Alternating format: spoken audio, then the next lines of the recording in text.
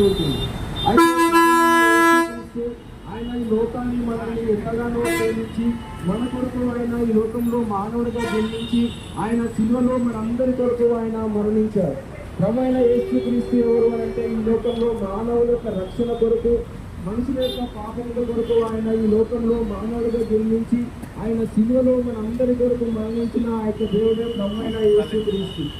ఆయన ఏమంటారు అంటే నేనే మార్గము సత్యము జీవము అని చెప్పి మనకు తెలియజేస్తున్నారు.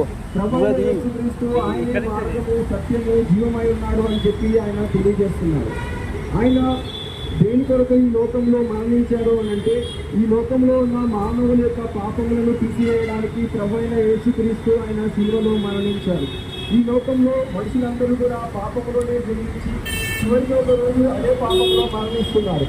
ఆ యొక్క మనుషులు పాపంలో మరణించడం కారణంగా మరణించిన తర్వాత ఏమవుతారు అని